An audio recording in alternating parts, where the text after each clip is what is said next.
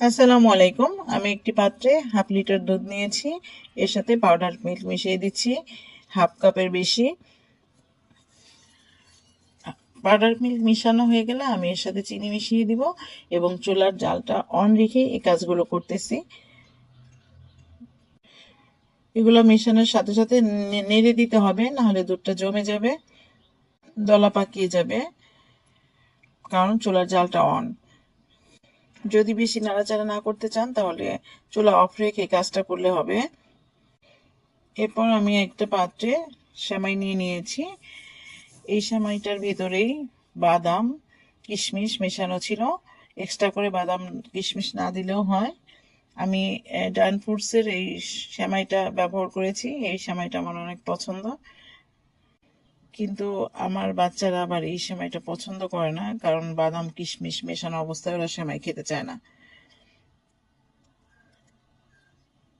তারপরে এখানে আমি দুধটা এনে ঢেলে দিব, একদম গরম দুধ ঢেলে দিতে হবে। এখানে আমি আরেকটু সেমাই মেশাবো, সেমাই দিয়ে আবার দুধটা ঢেলে দিব। আপনারা চাইলে একবারও এই কাজটা করতে পারেন।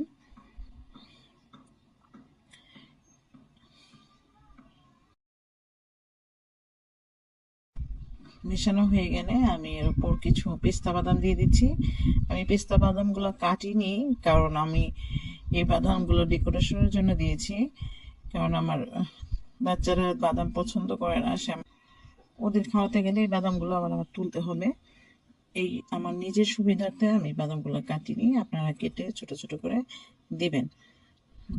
কিন্তু আমার সেমাই পায়েসে বাদাম অনেক পছন্দ, কেন জানি ওরা পছন্দ করে না। বাদাম মুখে পড়লে সেই সেমাই পায়েস খাবে না। শেষ পর্যায়ে দেখেন কেমন হয়েছে।